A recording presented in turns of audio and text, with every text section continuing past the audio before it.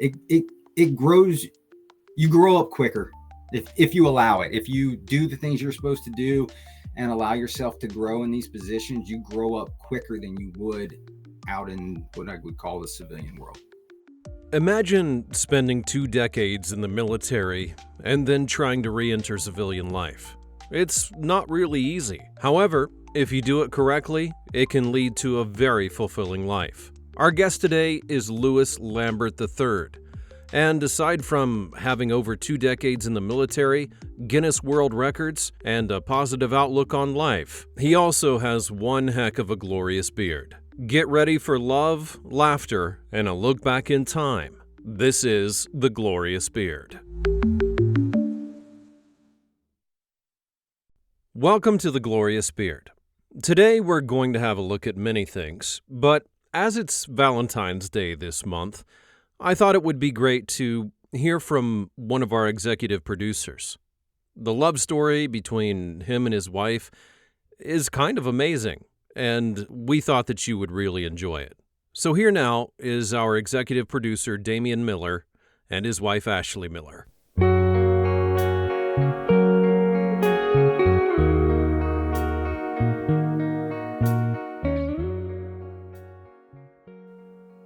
A beard in general is really attractive because it gives a commanding, in-charge vibe.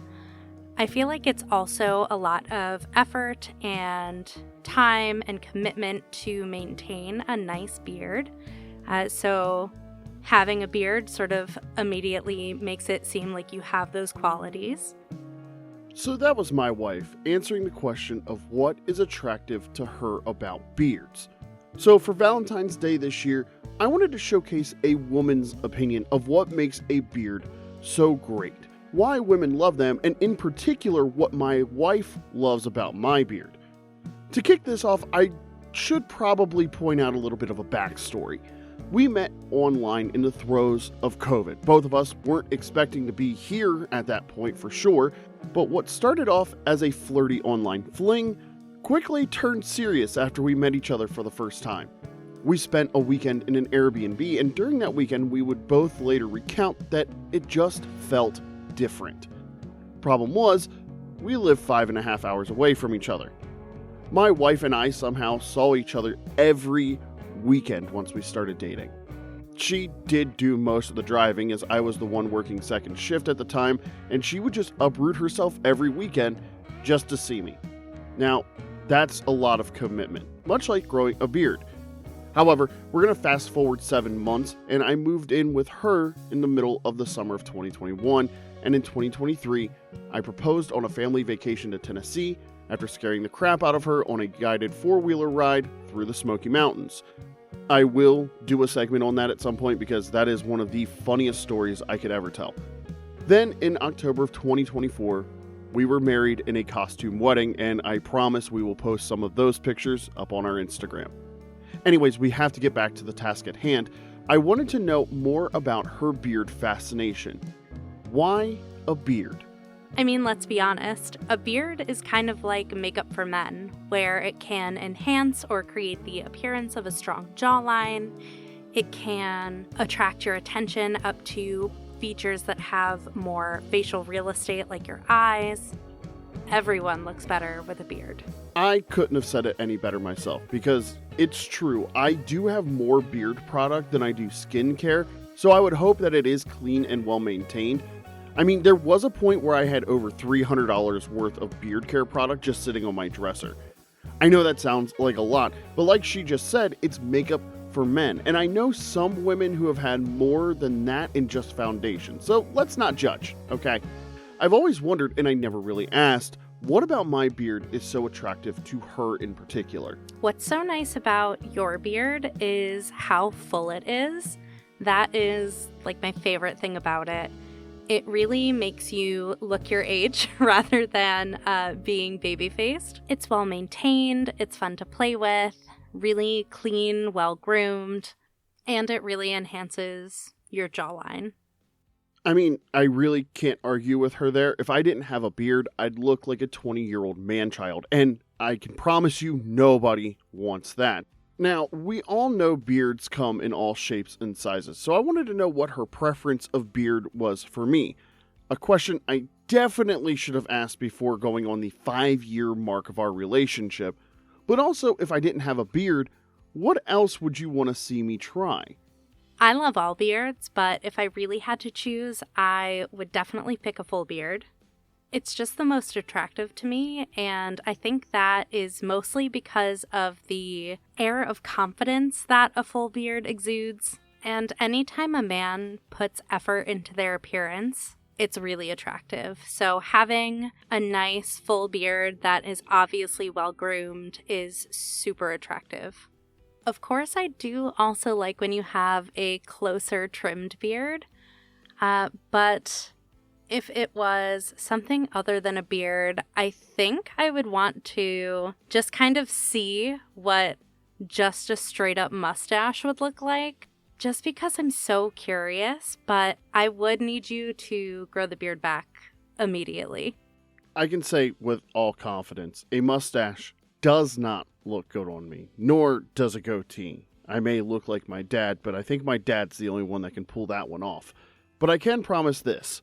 Whether I experiment with a mustache or sideburns or any other kind of beard styling or not, one thing that will never change is the desire for myself to have a truly glorious beard.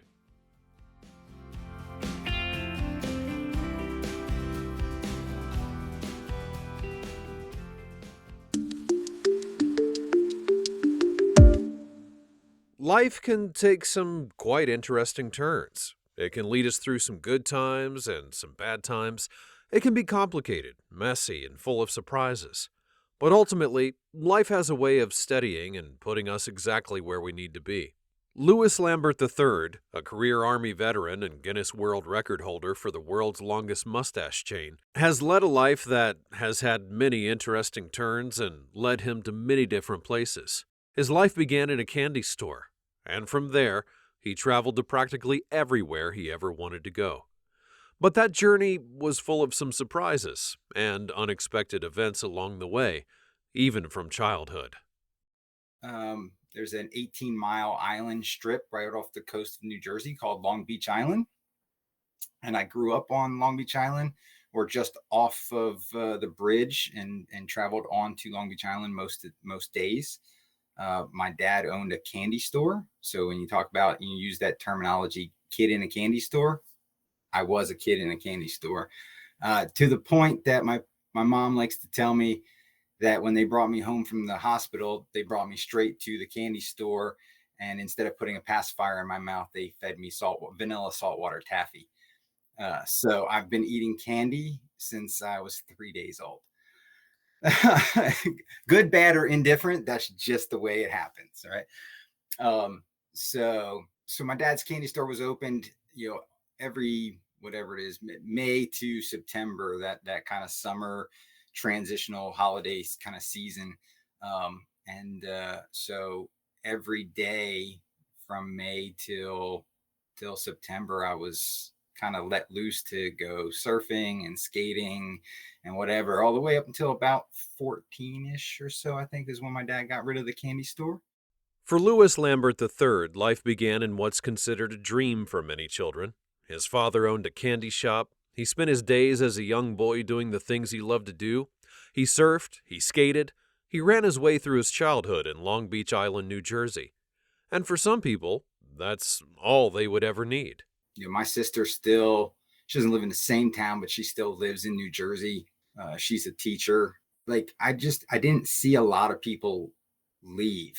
But that, I also don't know if I really just didn't pay close enough attention to.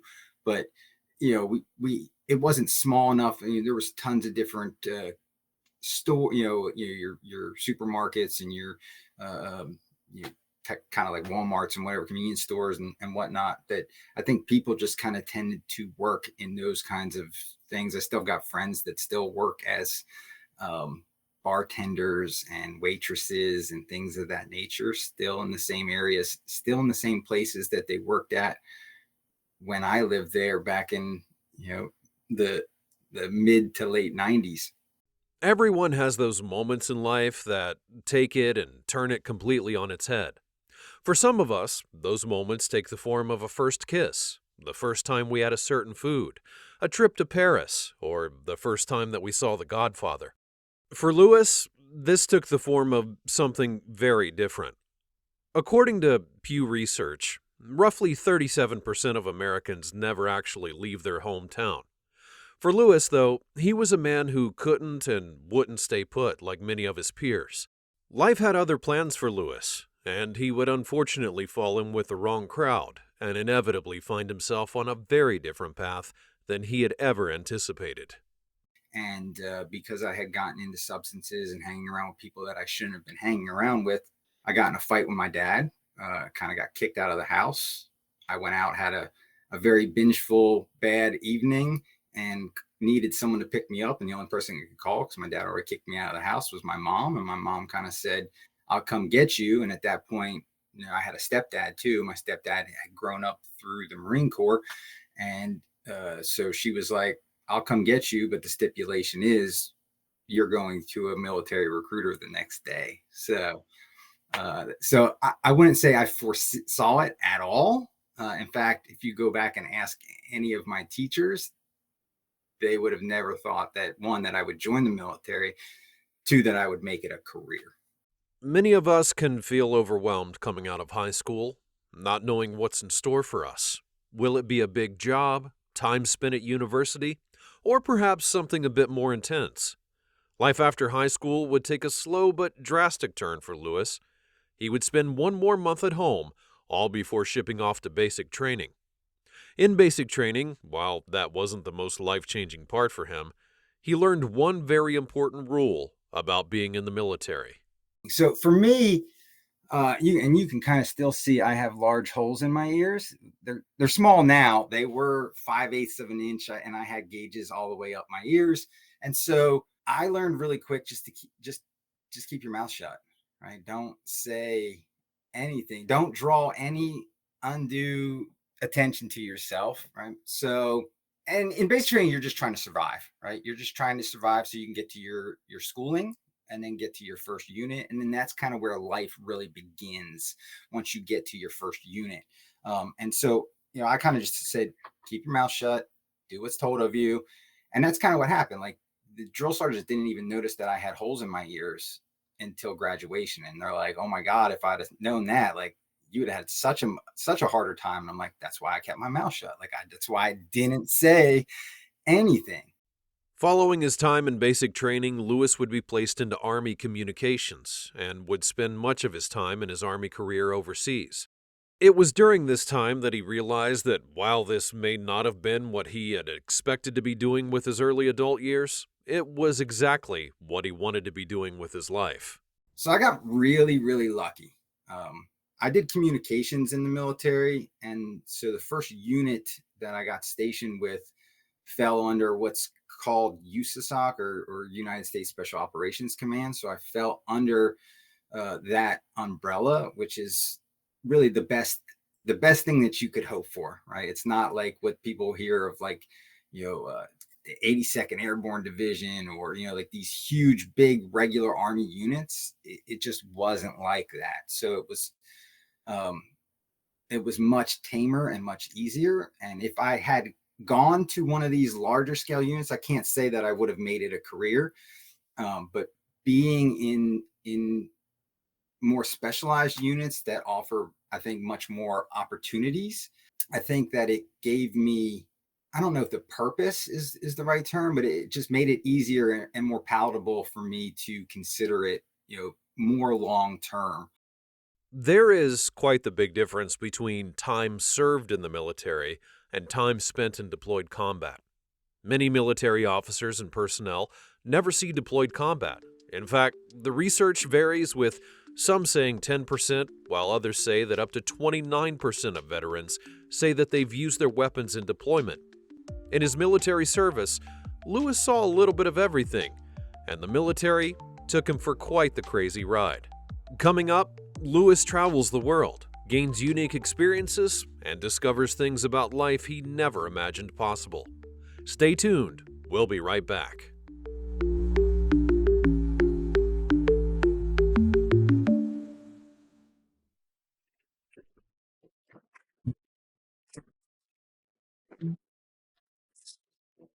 This week on The Glorious Beard, I figured that it was time we talked about how to properly care for your beard. After all, a beard won't always look so glorious on its own. Let's start with a few basics.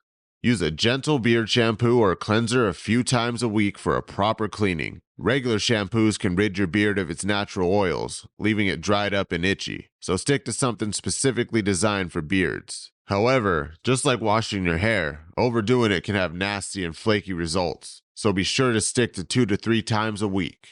Beard oil and beard balm. You can either do whichever one you want first. However, most people prefer to use the oil then the balm, so 3 to 4 drops of the oil, a small amount of the balm. You work it into your beard. Afterwards, you style to your liking. You do that twice per day, every day. Hydration. Beard oils are essential for every glorious beard. They soften it up, moisturize the skin beneath, and leave you with an intoxicating fragrance. If you have a thicker beard or live in a dry climate, consider adding a beard balm or butter for extra hydration and styling. Well, similarly with everything that you do for yourself, it's really about giving your beard the right vitamins and nutrients, and also keeping it clean. Don't let it, get all the sweat and grime staying there for too long, and clipping it often, actually, because you can end up with split ends and nobody. Split ends in your beard. Yes. Speaking of styling, regular combing or brushing supports healthy growth by evenly distributing natural oils and preventing tangles. Use a wide-tooth comb for detangling and a boar bristle brush to guide your beard into the desired shape. And don't forget to trim. Even if you aim for a longer style, cleaning up the edges keeps your look sharp rather than scruffy. Our nutrition and the foods that we eat can affect our hair growth. And the research shows that when we're deficient in certain nutrients, including biotin, iron, or zinc, that can lead to hair loss, hair thinning, or even just lackluster hair. And on the flip side, when we consume an adequate amount of these nutrients, then our hair is going to grow healthy, strong, shiny, and quicker. Now, on to my favorite section. Were you aware that the foods that you eat can actually do a decent number on both the hair on your head and your face? Foods packed with biotin, vitamin E, and zinc, like eggs, nuts, avocados, lentils, and pumpkin seeds, can promote healthy growth and strengthen your hair. Above all, like most bodily functions, hydration is key. Lots of water will keep your beard smooth and will get rid of any beard drift. So when it comes to growing a beard, it's all about patience and consistency. Okay. Right? So you can have all the products in the world. You won't get up the next morning and have a thick, luscious beard. It takes time. Right? And it also takes a lot of consistency. So you have to use it twice per day. I mean, missing one time or so won't throw you off, but you definitely have to consistently feed your beard the nutrients and vitamins it needs to grow thick and healthy. And if you need a recommendation, I recently stumbled across a product called St Valentine's Beard Cream by the company Beard Care Club. The Roman St Valentine did indeed have a pretty damn glorious beard himself, so it should come as no surprise that a company is finally giving it the attention it deserves.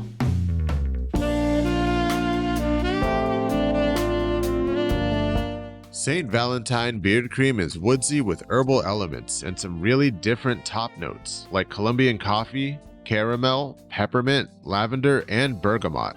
This is masculine elegance in a bottle. You can just picture St. Valentine with a majestic, flowing mane, standing firm against the emperor while secretly uniting star-crossed lovers.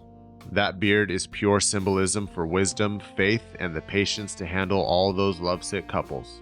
Sure, he's remembered for romance, but let's not overlook the fact that his glorious beard was just as iconic as his devotion. St. Valentine is a relatively not too well of a known saint. I mean, we know kind of his legacy. A Roman priest, the 3rd century, actually was marrying people against the edict at the time from the emperor who was persecuting Christianity. So he was forbidding young soldiers to marry, and so St. Valentine was marrying them in secret, and he was also, bringing people Christ and things like that, and so that caught the attention of the emperor, and he was tortured and he was martyred. The fact is, St. Valentine was a true legend. He fell in love with a blind girl in the slammer and subsequently got the big guy to cure her. So this Valentine's Day, or any day really, channel that ancient martyr riz and try out some St. Valentine beard cream. Your lover and your follicles will thank you for it.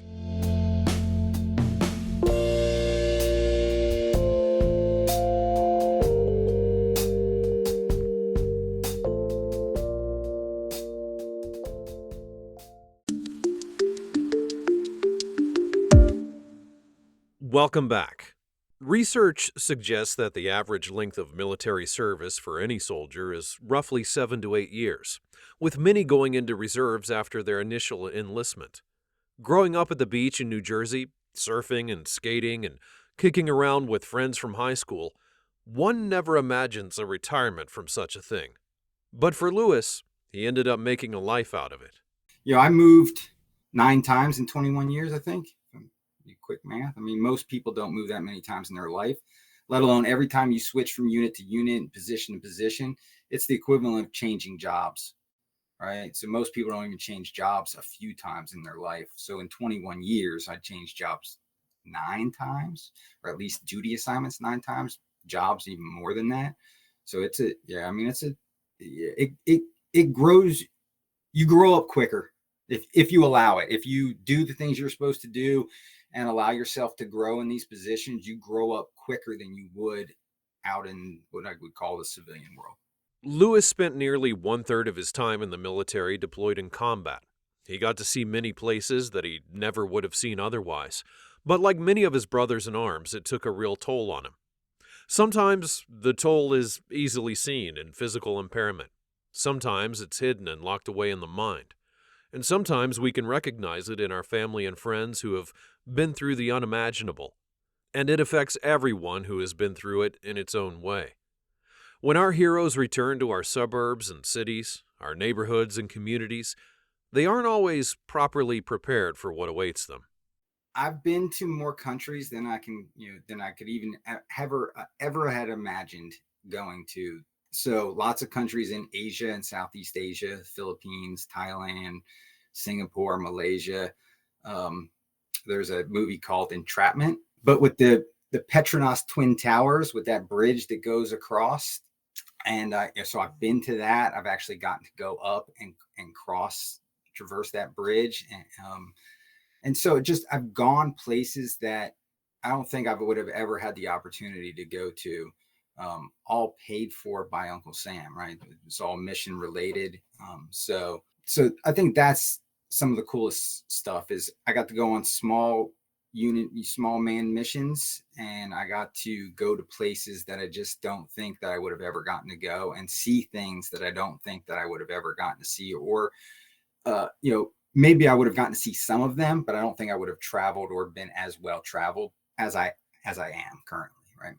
I had accumulated 6.5 years of deployed combat time in 21 years. So 1/3 of my military career was considered deployed combat.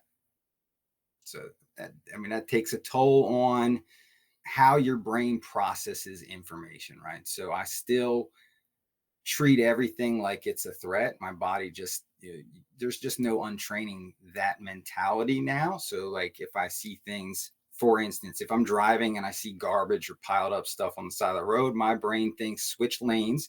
That could be an IED or something that could be potentially dangerous down the road. So let me, that's just how my brain still processes information. It's said that around 29% of combat veterans from Operation Iraqi Freedom came back home with post-traumatic stress disorder. Programs are put into place to help with this. The VA can be a great resource for American soldiers. But no matter what kind of things are offered, it's often up to the person to take the first step forward in getting help. Long ago, Lewis decided that he wanted to do something about what he recognized in any way that he could.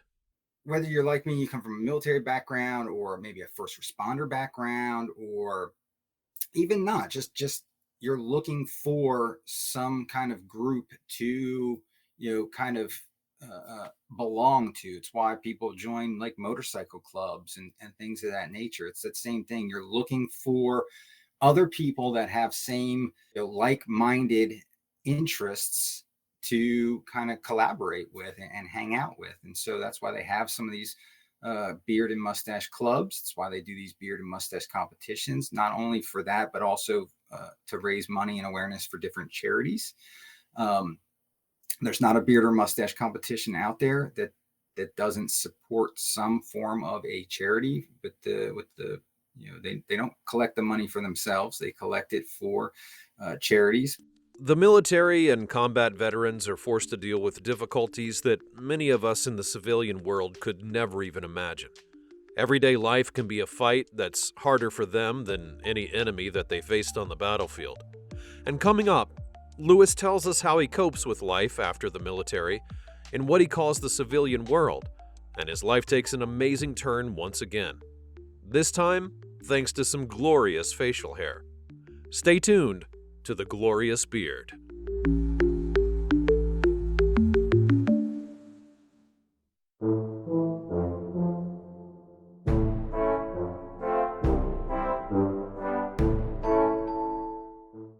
He's a beloved character actor and comedian who has been part of some of the most iconic movies of the 1990s. I'm talking about Chris Elliott, and he starred in perhaps one of the most iconic movies ever in Groundhog Day. But the truth is that that's just the tip of the iceberg for Chris Elliott, because he's one of the most prolific actors in Hollywood, and we here at The Glorious Beard feel that it's time that a great character actor finally got his due. Then, and then when I moved out, I kind of lost touch with a lot of that, and then they started popping up on TV. Bob and Ray did a lot. Right. When you were growing up, did you sense anything special around your house? Not until I was about 10 years old, and that's when my dad had a Broadway show in New York.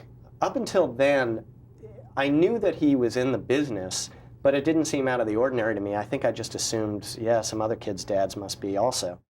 Chris Elliott was born on May the 31st of 1960. The son of comedian Bob Elliott, Chris would grow up in New York City where his father's comedy act was based. Chris would grow into quite the funny man in his own right, though, and at only the age of 22, he would be hired as a production assistant for David Letterman's brand new late-night show on NBC. Chris? Hey, Dave. Hi. How are you? Is this straight? Yeah. Oh, Yeah, great. it's straight. What are you doing? Well, Dave, you're looking at my own little corner of heaven. I'm moving in. Chris, this is a television studio. You can't possibly stay here. What? Oh, I get it, a joke. Yeah. Following a successful 8-year run on late night, which would see him move up the ranks in David Letterman's writing room and eventually making his mark as an on-air talent, Chris Elliott would join the cast of Saturday Night Live in 1994. It was also that year that his first feature film, Cabin Boy, would debut, to poor reviews, which would see him nominated for a Razzie.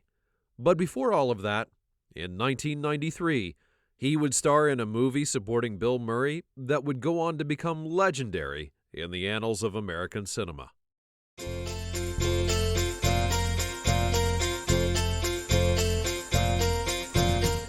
The movie was Groundhog Day, where Chris Elliott played a cameraman for a Pittsburgh weatherman played by Bill Murray.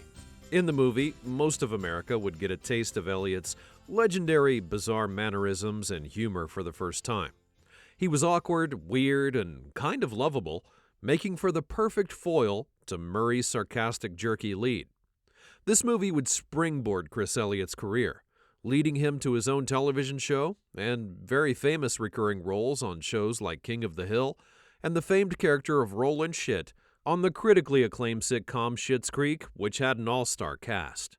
Roland, listen, thank you very much, but appreciate everything you've done. We need a little private time now, as a family. Sure. Well, actually, those curtains do close there, so... Oh, look, you've got Channel 19. Roland, could you get the out? Now, something to note about Chris Elliott, I don't recall ever seeing him without a beard, and his beard these days is nothing short of remarkable to look at.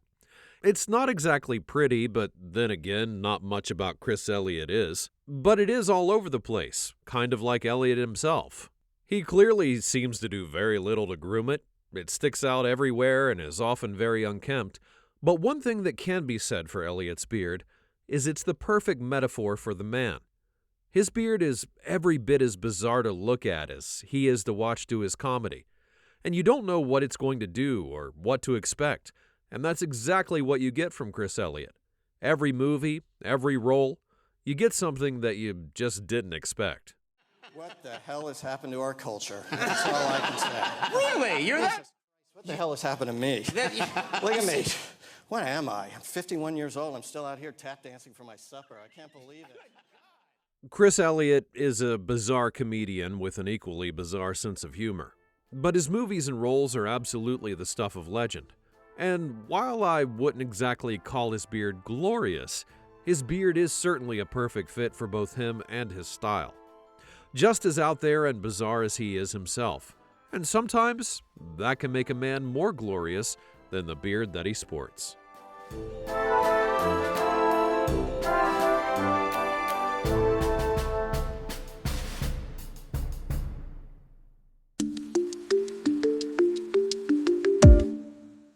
Welcome back. In military life, men and women have to do things that are quite different from the life they led before, and the life that they'll be forced to lead afterwards. For Lewis, that meant one very interesting and very difficult thing. He couldn't seem to relate to people in the same way, and he'd be forced to deal with people in ways that he never thought about before. In the beginning, when you get out, in the beginning, it's tough in the beginning. You learn, but it also depends on where you take yourself out of the military, right? So I still currently live as a retiree. I still currently live on a military installation. So I still have some of that military structure that's around me. I see military people on a daily basis. And then the company that I went and worked for when I got out was a company that did government, basically government contracting for different government agencies. So that still gave me that kind of flavor of, and I'm working with people that I've either known or seen, or at least know that they have military background and or experience. So it's a little bit easier. But yeah, when you leave, especially as a leader in the military and go into the civilian world, how you treat people and talk to people is very life change. Like you have to change how you can't talk to people the same way you did on active duty as you do in the civilian sector. Is just governed by different kinds of rules, right? Can't be making people do push-ups because they didn't turn in their work on time. That's just not, it's not going to fly. But as far as like the PTSD or some of those other attributes you get from, you have to try and use them as a positive and focus those in on your work, right? So just use it as a focus to get stuff done instead of using it as a crutch to hold yourself. A change in life can often be a complex and difficult thing to broach for anyone. For the men and women who retire from the military, change is also inevitable. And while Lewis could not tell people to drop and do push-ups anymore, what he could do was find that there were other ways that he could adjust and improve his own quality of life. And for him, that came through the form of regular physical activity and exercise. So it's huge. I correlate a lot of mental health stuff to physical health. When you struggle with mental health, good, bad, or indifferent, just a little bit or a lot, if you do physical activity, and you don't have to run, you could walk, you could go lift weights, you could do body weight exercises, push-ups or dips or pull-ups. You don't think about your mental health while you're like, you don't dwell on the bad things in your life when you're running 6, 7, 8, 10, 12, 16 miles. Like it's just not a thought process. You're concerned about, am I drinking enough water? And, am I holding the pace that I want to hold? Can I do the distance that I want to do?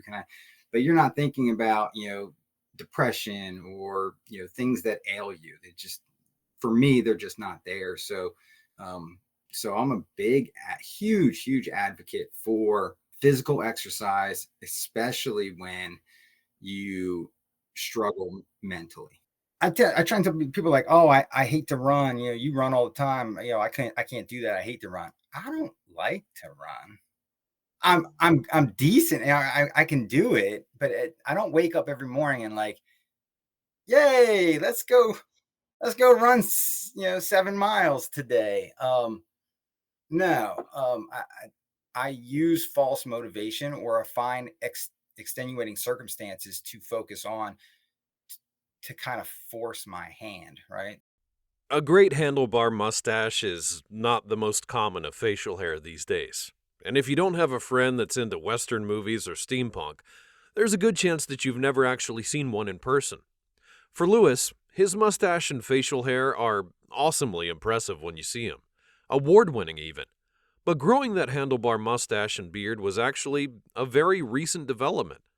As a young man, he had never had a beard or a mustache, but he wanted to grow one, and when he left the military, he found a little facial hair inspiration. So when I got out, yeah, so a lot of those guys had beards. I'd say for the handlebar itself, I remember guys coming in my dad's candy store as a kid, and a few of them, and having handlebar mustaches. I thought it was always amazing. And then in one of the units that I had, one of the female warrant officers, her husband would come to events, and he had an amazing handlebar mustache and no other facial hair. He just rocked the handlebar mustache. So when I got out and started growing a beard, I had never grown facial, like, a month here or a few weeks here, just depending on missions and stuff like that, or leaves, but never like months at a time. And so I got out and I started growing it, just like a lot of military people call it, their freedom beard. And so I started growing my freedom beard, and I only got to grow it for a few months because I still had to do my retirement ceremony.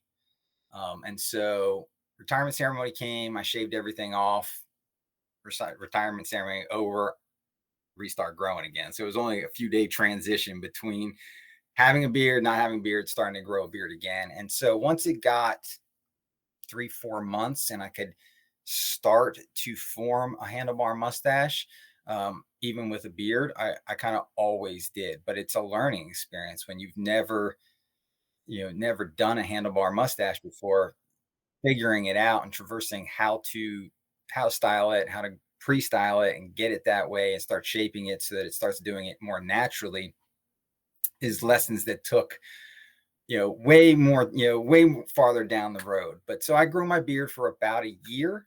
One look at Lewis and you see that he has a rather glorious handlebar mustache and a beard to go with it.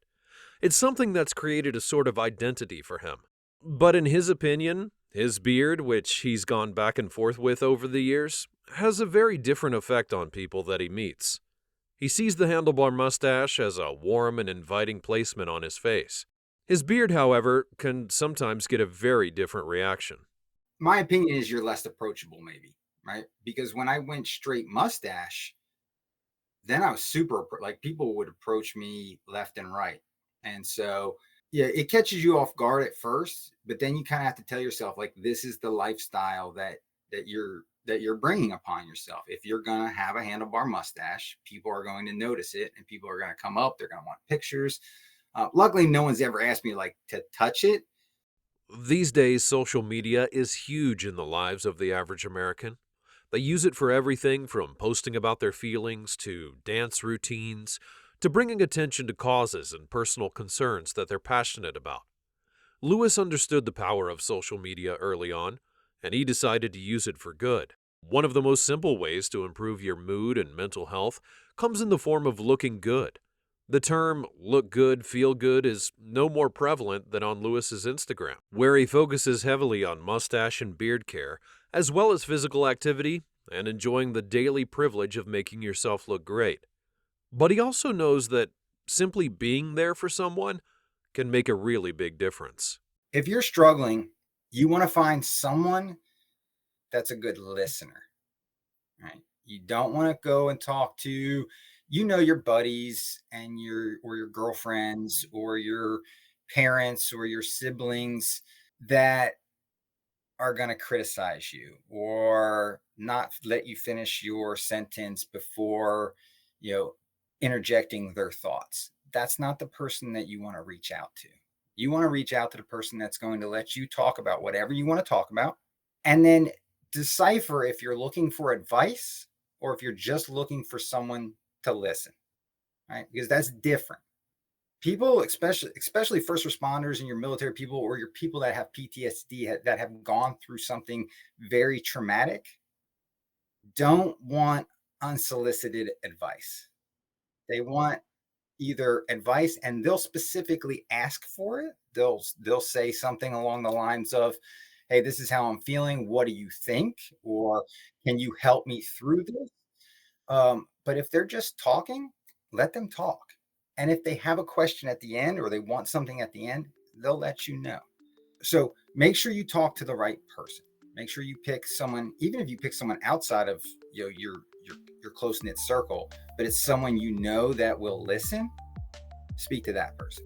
Louis Lambert III has led a remarkable life.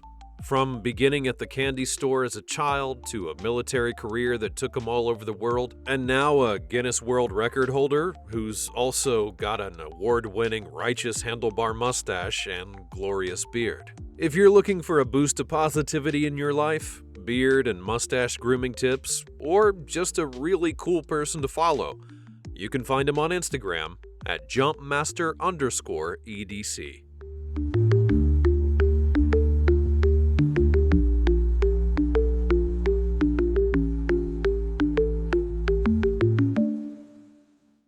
As we go, we would love to offer a very special thanks to Louis Lambert III.